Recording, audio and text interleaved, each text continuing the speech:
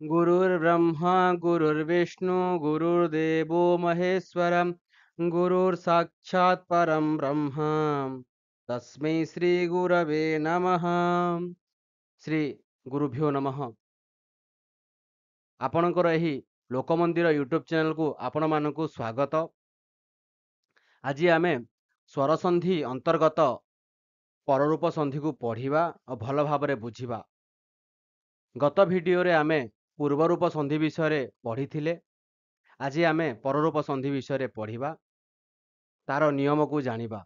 जदि आपण मानकु एही भिडियोटी भल लागे ताहले निश्चित भाबरे आपण माने लाइक कमेंट शेयर सब्सक्राइब करिवे।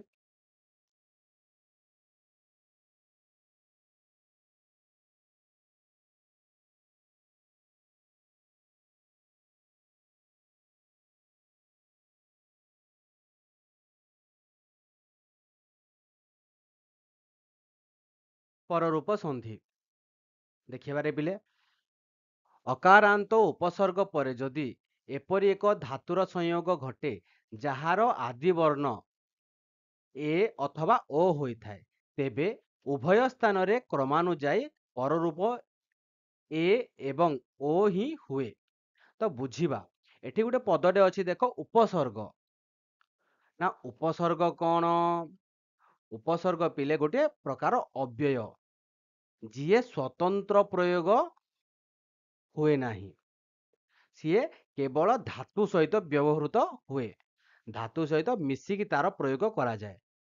गोटे अव्यय पद जहाँ स्वतंत्र भाव कौन रे पिले ना व्यवहार हुए नाही। तो उपसर्ग केते प्रकार अछि, कौन कौन ताहा देखिबा। उपसर्ग उपसर्गर संख्या होउछि रे पिले 22। प्र, परा, अप, सम, अनु, अब, निस, निर, दुस,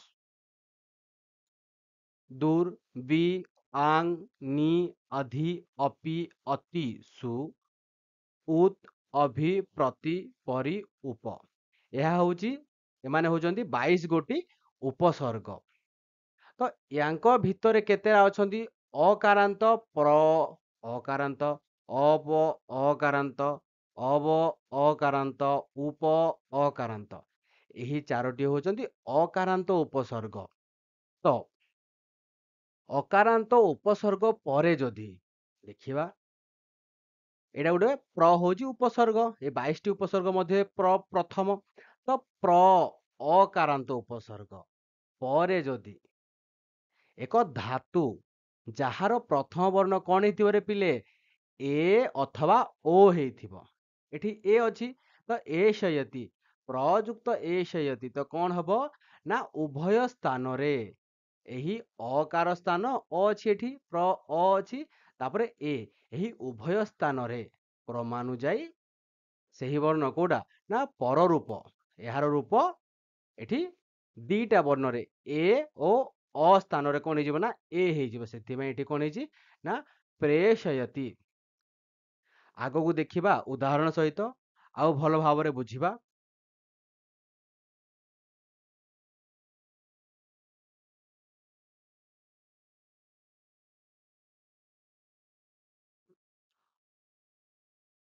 अव, अव होजी उपसर्ग जहार अंतरे कौन अछि ना अ अछि, एटा अकारांत उपसर्ग।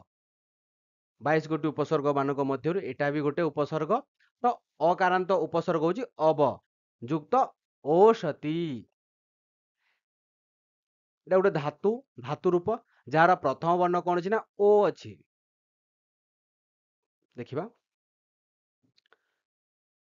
एटा कौन होजी ना लास्ट को अ अछि, अ अछि, अ सहित जेतेबेले ओ र मिलन होजी, संधि होजी, तो पररूप संधिर नियम अनुसार कौन हे जीवो, सेही दुहीटी वर्ण स्थान रे कौन हे जीवो ना पररूप जो ओटा आसी जीवो।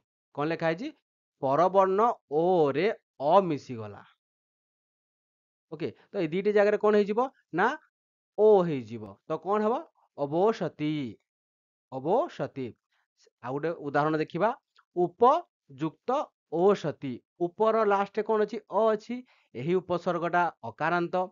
तो एटा कौन ना अंतर अ जगार कौन हो गला ना ओ, आ अ जगार ओ हो गला। ସେଥିପାଇଁ ଉପୋଷତି ହେଇଗଲା। ସେମିତି ପ୍ର ଯୁକ୍ତ ଏ ଜତେ, ପ୍ର ଯୁକ୍ତ ଏ ଜତେ, ପ୍ର ଉପସର୍ଗର ଅନ୍ତରେ ଅଛି ଅ, ସେଥିପାଇଁ ଅକାରାନ୍ତ ଉପସର୍ଗ ଇଏ। ତ ଏହି ଧାତୁର ପ୍ରଥମ ବର୍ଣ୍ଣ ହଉଛି ଏ, ତ ଅ ଏ ସ୍ଥାନରେ, ଏଇ ଦିଟା ସ୍ଥାନରେ କଣ ହେଇଯିବ ନା ଏ ହେଇଯିବ। ଅ ଆଉ ଏହି ଏ ସ୍ଥାନରେ କଣ ହେଇଯିବ ନା ଏ ହେଇଯିବ। ସେଥିପାଇଁ କଣ ହେଇଯିବ ଏଠି ପ୍ରେଜତେ, ପରବର୍ଣ୍ଣ ଏ ରେ ଅ ମିଶିଗଲା। ଓକେ, ପ୍ର ଓ ଓଷତି, ପ୍ରଯୁକ୍ତ ଓଷତି,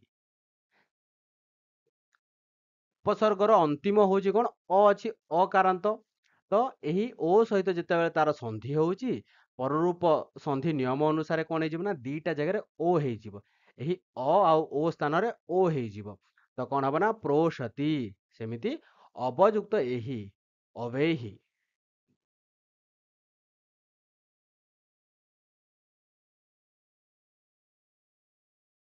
ସମସ୍ତଙ୍କୁ ଧନ୍ୟବାଦ। ମୁଁ ଆଶା କରୁଛି କି ଆପଣମାନେ ସମସ୍ତେ ପରରୂପ ସନ୍ଧିକୁ ଭଲ ଭାବରେ ବୁଝିପାରିଥିବେ। ଯଦି ଆପଣମାନଙ୍କୁ ଏହି ଭିଡ଼ିଓଟି ଭଲ ଲାଗିଥିବ ତାହେଲେ ନିଶ୍ଚିତ ଭାବରେ ଲାଇକ୍, କମେଣ୍ଟ, ସେୟାର ଏବଂ ସବସ୍କ୍ରାଇବ୍ କରିବାକୁ ଭୁଲିବେ ନାହିଁ। ସମସ୍ତଙ୍କୁ ପୁଣି ଥରେ ଧନ୍ୟବାଦ।